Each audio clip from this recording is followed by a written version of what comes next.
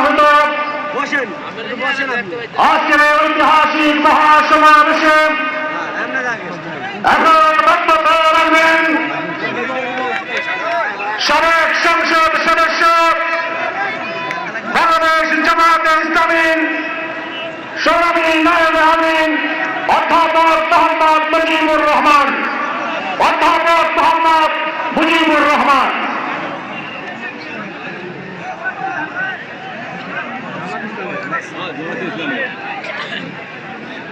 আলহামদুলিল্লাহ ওয়াসসালাতু ওয়াসসালামু আলা রাসূলিল্লাহ। সংগ্রামী সভাপতি বাংলাদেশ ইসলামী আন্দোলনের সম্মানিত পীর সাহেব শুধু নয়, তিনি পীর হয়ে গেছেন।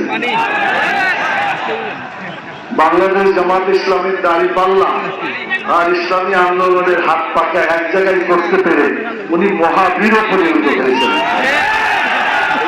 অবশ্য সামনের দিনে আরো বড় বড় সমাবেশ হবে, সেখানে হয়তোবা এর চাইতে আরো অনেক বেশি লোক আপনারা দেখবেন এবং বাংলাদেশে কোরআনের আইনের পক্ষে যে জোয়ার শুরু হয়েছে এটা ইনশাআল্লাহ বিজয় লাভ করবে ইনশাআল্লাহ। সম্মানিত ভাইরা, 1947 সাল থেকে 24 বছর ধরে পাকিস্তান ইসলামের নামে অর্জিত হয়েছিল। আপনারা বলেন ইসলামের নামে পাকিস্তান হওয়ার পরে সেই পাকিস্তানের কোরআনের আইন চালু হয়েছিল?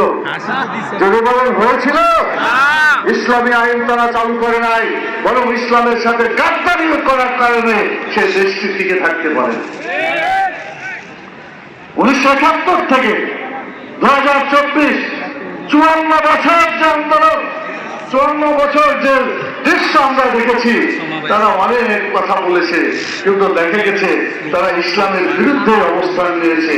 ইসলামের একাত্ম যা ছিল তাও বিতাড়িত করেছে। একটু আগে করেছেন আল্লাহর প্রতি আস্থা, সকল কাজের জন্য আল্লাহর প্রতি ঈমান এবং আস্থা যেটা সংবিধানে ছিল, বিগত স্বৈরাচার সরকার, ফ্যাসিস্ট সরকার সেটাও বিদায় করে দিয়েছে। কথা ঠিক কিনা বলে? পরিষ্কার করে বলতে চাই, আল্লাহ আমাদেরকে সৃষ্টি করেছেন, আল্লাহ আমাদেরকে আইন দিয়েছেন, সেই আইন হচ্ছে আল্লাহর দেওয়া বিধান আল কোরআন। যতদিন পর্যন্ত আল কোরআনের আইন আমাদের ব্যক্তি, পরিবার, সমাজ এবং রাষ্ট্র জীবনে বাস্তবায়িত করতে না পারবে, ততদিন আমাদের জীবন থেকে অশান্তি, দুঃখ যাবে না। আমাদের কপাল পুড়ছে এবং পুড়তেই থাকবে। আমি জিজ্ঞেস করতে চাই, আগামী নির্বাচনে আল কোরআনকে জাতীয় সংসদে দিতে হবে, রাজি আছেন? কোন ব্যক্তি সংসদে গেল, কে গেল বড় কথা নয়, কোরআনকে জাতীয় সংসদে দিতে হবে। যদি কোরআন জাতীয় সংসদে যায়, মানুষের কপালে যে আগুন জ্বলছে, এই দাও দাও করে আগুন নিভিয়ে যাবে, মানুষ শান্তিতে বসবাস করবে। আপনাকে এটা বিশ্বাস করেন? সম্মানিত ভাইরা, আমি আরেকটি কথা আপনাদের সামনে বলতে চাই। এতক্ষণ পর্যন্ত যে সমস্ত ভাইয়েরা কথাবার্তা বলেছেন সবগুলাই ভালো কথা, ও কথাগুলো আমারই, যার ফলে যা বলবো পুনরাবৃত্তি হবে। সেজন্য আমি সময়কে একেবারে শেষ করতে চাই। আসরের নামাজের আজান হয়ে গেছে, সেজন্য আমি যে কথাটা শেষ করতে চাই, বাংলাদেশ জামাত ইসলামী আমির ডাক্তার শফিকুর রহমান সাহেব আর আজকের ইসলামী আন্দোলনের আজকের মহাসমাজ সম্মানিত সভাপতি, ওনারা দুজন পাশাপাশি একসাথে বক্তব্য রেখে আজকের এই ঐতিহাসিক যে মহাসমাবেশ, এটাকে সার্থক করেছে দুজন ব্যক্তিত্ব পাশাপাশি দাঁড়িয়ে আলোচনা করার ফলে।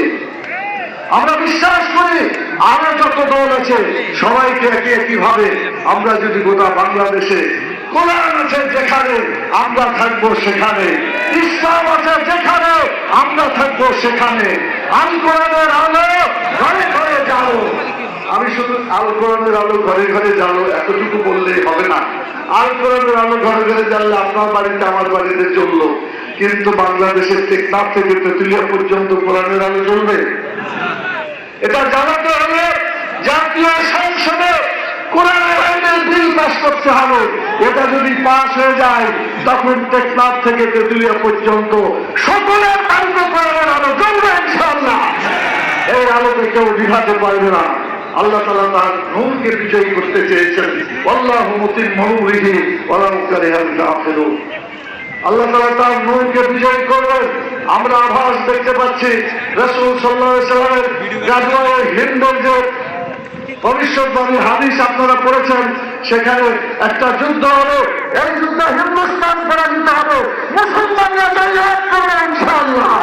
সেদিন খুব বেশি দূরে নয়।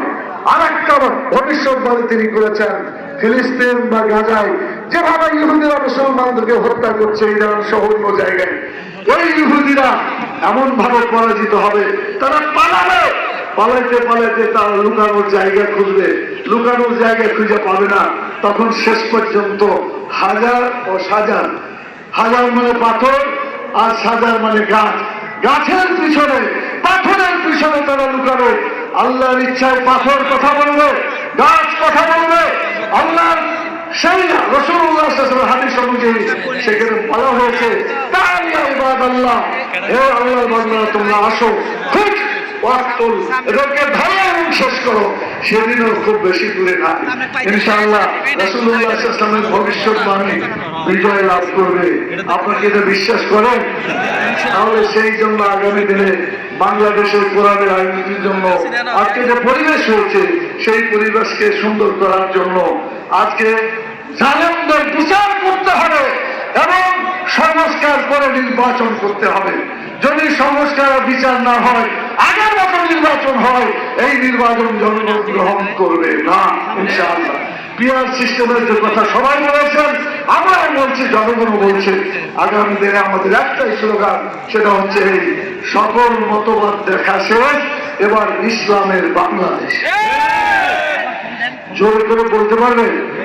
সকাল থেকে তো টায়ার্ড হয়ে গেছেন, গলায় শক্তি আছে? দেখাবেন সব মতবাদ দেখা শেষ, ইসলামের বাংলাদেশ। আমরা সেই বাংলাদেশকে ইসলামী রাষ্ট্র বানাতে চাই। মুহাম্মদুর রাসূলুল্লাহ সাল্লাল্লাহু আলাইহি সাল্লামের সেই পদ্ধতিতে তিনি যেভাবে চালিয়েছেন, আল্লাহ তাআলা আমাদের সবাইকে সীসাধারা প্রাচীরের মতো, কান্নাহাম বুনিয়ানুল মারসুস, সীসাধারা প্রাচীরের মতো ঐক্যবদ্ধ হয়ে আন্দোলনকে বিজয় করার তৌফিক আল্লাহ তাআলা দান করুন। সবাইকে অসংখ্য ধন্যবাদ জানিয়ে ইসলামী আন্দোলন বাংলাদেশের নেতৃবৃন্দ আমাদেরকে দাওয়াত দিয়ে, এবারে আমার মনে হচ্ছে ইতিহাসে এই প্রথম আমাদেরকে এই এত বড় জায়গায় এই পরিবেশে তারা কথা বলতে দিয়েছেন। আগামী 19 তারিখে আবার আপনার সেই দৃশ্য দেখবেন ইনশাআল্লাহ। আপনাদের সবাইকে ধন্যবাদ জানিয়ে এবং আল্লাহ তাআলার শুকরিয়া আদায় করে আমার কথা শেষ করছি। দয়া করে আল্লাহ তাআলা আমাদের গুনাহ খাতাকে যেন মাফ করে দেন এবং আমাদের গুনাহগুলিকে নেকিতে পরিণত করে দেন, এবং আল্লাহ তাআলা যেন কারণ কিয়ামতে আমাদের গুনাহ খাতা মাফ করে দিয়ে একই সাথে জান্নাতুল ফিরদৌসে বসবাস করার তৌফিক আল্লাহ তাআলা দান করুন। আল্লাহুম্মা আমিন। কাফারাতুল মাজলিস পড়েন, গুনাহ মাফ করে দেন, পড়েন সুবহানাকা আল্লাহুম্মা ওয়া বিহামদিকা আশহাদু আল্লা ইলাহা ইল্লা আনতা আস্তাগফিরুকা ওয়া আতুবু ইলাইকা। আসসালামু আলাইকুম ওয়া রাহমাতুল্লাহি ওয়া বারাকাতুহু।